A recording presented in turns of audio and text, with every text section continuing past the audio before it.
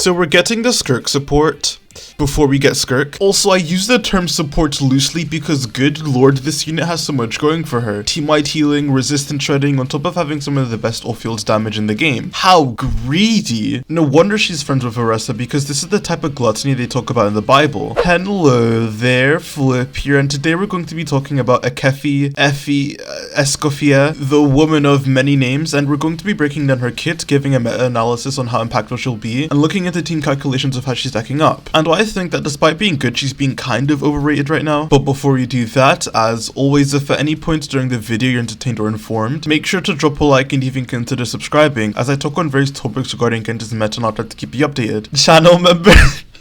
I was gifted a lot of members during my first stream back. Thank you, APC and Jade. But channel members, I appreciate the support. It means the world to me. And also, hi. Varessa and Shanion are finally here, so if you'd like to save yourself some cash, then you'll love today's sponsor, Loot Bar. Loot Bar is a very safe and secure service I've been using for a few months now that some of you may be familiar with, as it allows you to buy Primo Gems at a 23% discount, which is also suitable for PlayStation and Xbox players. And it doesn't need any of your passwords or personal information. I just need to type in my UID, select my region, and would you look at that, in only 3 minutes I've received my gems. I got the 3,280 Primo Gem pack at only £36.8, which saves me some money from the original price. This site has also been endorsed by other creators like NoCaps, Mordex, and now yours truly. Loot Bar essentially will act as a gateway using a VPN to cut down on the cost of gems by removing certain taxes, whilst going through the official top-up methods for the game, which allows you to enjoy the benefits that you'd get in-game like the top-up bonuses. So use my link in the description below to get 8% off a new user coupon on your purchase. Thank you Loot Bar for sponsoring, and with that, let's get back to the video. So thankfully there's no Night Soul bullshit in Escoffier's kit, so she's quite straightforward to explain. She's a 5-star cryo polearm character, and as I alluded to in the intro, she does a lot of things. And to first put her kit in layman's terms, she's like Furina with the added strength of being a free Shavruze in a way. And that sounds insane, but after I break down her kit, I'll explain why it isn't really that big of a deal that her kit is this loaded. Starting with her elemental skill, because her normal attacks do fuck all. It does have 2 variants, but the other one isn't really combat related, so we're only going to talk about her tap skill, which sets on a cryo turret that fires a single cryo blast to a nearby opponent every second, and applies cryo every other hit. The skill cooldown is 15 seconds with an uptime of 20 seconds, so she has more than 100% uptime, assuming you can swap into her every 20 seconds, which shouldn't be that hard to do on most rotations. And in total, from what gameplay shows, she gets a total of 21 off-field cryo hits. And unlike other turret-based characters that generate energy over time, when Escoffier sets on her skill, she immediately generates 4 or 5 particles, which makes her own energy economy immediately better than someone like Emily, for example, as she will actually be able to catch her own particles. Now moving into her elemental burst, it's similar to that of Chiori, where she just does one big instance of damage, but on top of this, because doing damage wasn't enough, Escoffier will also just do a team-wide heal. Compared to someone like Jean who's healing for well over 13,000 for each character, Escoffier is healing under that at around 8 to 9.5k depending on your attack, which for someone who also does a lot of damage and debuffs I think is quite solid. And if you also keep in mind that her best teammate is Furina, this healing could be more impactful than practice than what's reflected here. So for a character that already has this much utility, I think her healing is going to be really good, which is actually further cemented with her Ascension 1 passive that just gives her a single target heal after using her burst. This healing happens once per second for the next 9 seconds, each heal doing around 5 to 7k depending on Furina fanfare, making her sustain even more comfortable. Now with her Ascension 4, because this character didn't do enough already, for every cryo or hydro character on your team, when Escoffier's elemental skill or burst hits an opponent, the cryo and hydro resistance of enemies hit by Escoffier will decrease by 5, 10, 15, or 55% for 12 seconds. So this basically has 100% uptime too. You're really incentivized into using 4 cryo or hydro units with her, otherwise the shred isn't that big of a deal. But honestly, even if you aren't getting the full effect of this passive, Escoffier does enough to where you might still want to consider using her. I'm just not sure that at least currently those teams are going to be her best teams. I also do want to state something interesting, that with how this passive is worded, it seems to also work for mono cryo teams and isn't locked to freeze. So unless this is the wording error, which I will assume it is for now, this could also potentially spell the revival for mono cryo teams and not just freeze. And the thing I find kind of funny about Escoffier's kit as a whole is that it seems like a lot, but if they were to make a cryo support, they kind of had to be this strong. Otherwise, with the current roster of hydro or cryo characters, she wouldn't really find that much of a place. I think it's pretty clear to literally anyone that Escoffier is a very strong character, at least kit wise. Her damage is bonkers, which we'll see shortly, and she's able to do this while consolidating a healer role, and also being a strong enough debuffer to offset Kazuha or Shallonen. She also has perfect synergy with Furina, and we get a small double Hydra revival for most characters, as the Yelan Furina Escoffier core is one of the most ludicrous things in the game for any Cryo or Hydra on-fielder, and thankfully there isn't that many Cryo or Hydra units that want to be played on field, so let's go over all of them to determine whether or not she's an upgrade. I do also want to preface by saying that a majority of the Cryo or Hydra DPS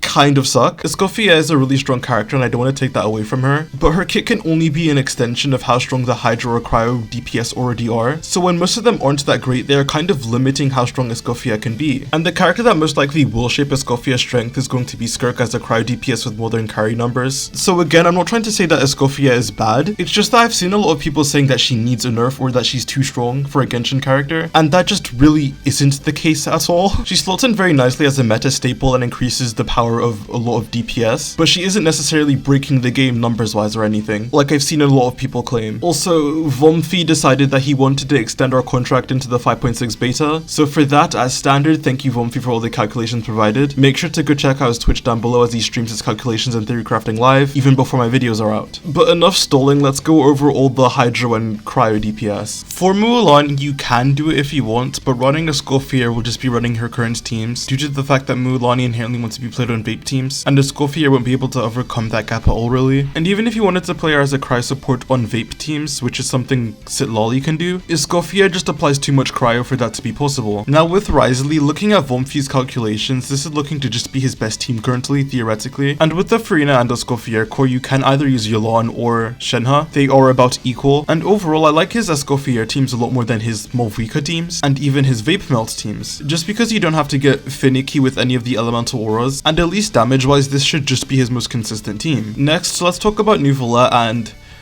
so there's two ways of using Escoffier here. You can either slot her into a normal Nuvolette carry team, where he gets 2 Draconic stacks, so your 2 other teammates would be Furina of course, and Shallonen or Kazuha, in which case Escoffier's personal damage makes her just as good as the other options in single target, without really being stronger. But then you could also go down the full freeze route, and use Sitlolly and only gain 1 Draconic stack, in which it does theoretically become Nuvolette's highest team on paper. Escoffier and Furina just do so much damage, and this is one of the best scenarios for them. So even if Nuvolette isn't being hyper buffed on this team, they do enough damage to make up for it. However, I don't necessarily think this is going to be a Nuvolette buff, nor is it necessarily his best team. For starters, Nuvolette is doing less than half of the damage on this team, so he's like actually getting carried by off-field damage. This is what a real wheelchair looks like, and this is an issue because if you do have any investment in your Nuvolette, it's not going to scale as well in this case compared to other teams where you have stronger buffers. This also makes a C1 worse, as jumping from 1 Draconic stack to 2 Draconic stacks on Nuvolette is worse than going from 2 to 3 Draconic stacks. So unless you're using a not very well invested Nuvolette, then I don't really think you'll see a performance increase using this team. Also, Escoffier is very single target, and you're sacrificing Nuvolette's AoE potential to help with single target checks that Nuvolette already doesn't struggle with. So while it is funny, haha 100k DPS Nuvolette, it's not really reflective of the actual performance of the team. In practice, I'm certain Nuvolette's current teams will still be better. Moving on, for the mono Hydra units, so Ayato, Yelan, Kokomi, they are all best with Escoffier, using the core of 2 off-field Hydra DPS. Yelan is technically going to be the best as she deals the most damage while on field, and you would also have the slot in Jingsho who helps by dealing more damage and reducing Hydra resistance. Someone like Ayato should also feel really good too as well, and can maybe be preferred over Yelan in some cases, due to the fact that he has much better AoE than Kokomi or Yelan, and the double Hydra archetype lacks a strong form of AoE, which Ayato will be able to help with. All in all, this is a pretty nice mono Hydra buff. Now, let's talk about Ayaka. Again, haha, funny number, but have you actually played Ayaka? The numbers Ayaka is doing are funny, but they are impractical and not real. Ayaka's problem has never really been her damage output. Her damage output has actually stayed pretty good throughout the game's life cycle, and that's reflected better in practice than in sheets, as she's more of a breakpoint oriented DPS. Ayaka's issues have always been her practicality, as she needs enemies to stay still and not get degrouped in order for her full burst to hit. And not only that, but Ayaka's burst has high stagger, and you're playing without a grouper on this team, so the chances of actually being able to hit all enemies and they stay in her burst is a fantasy. In practice, she isn't reaching this level of damage, and she's not going to feel like a 100k DPS damage dealer. I'm sorry, but this team isn't going to be doing that much for Ayaka mains, unless you want to reset to all hell, or Genshin starts introducing more enemies or bosses that just stand still for long periods of time. And I'm not trying to say that the team is bad or won't work, but you won't really get close to the results that are being calculated unless you are getting that perfect RNG. So I'm not a huge believer of it personally.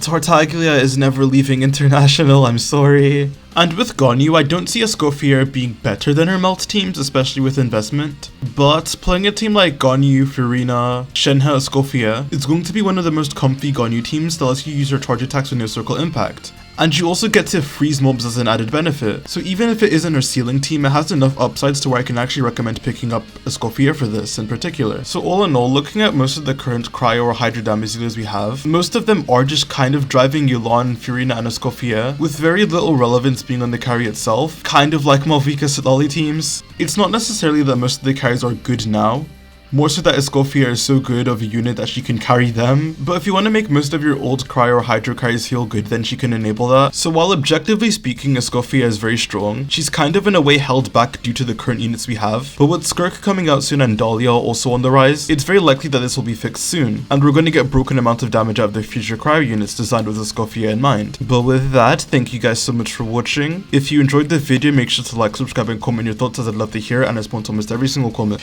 Channel members, the ludicrous amount that we have now, I really do appreciate your support. It means the world to me. Thanks again for watching. Effie video tomorrow, and I'll see you guys on the flip side. Peace.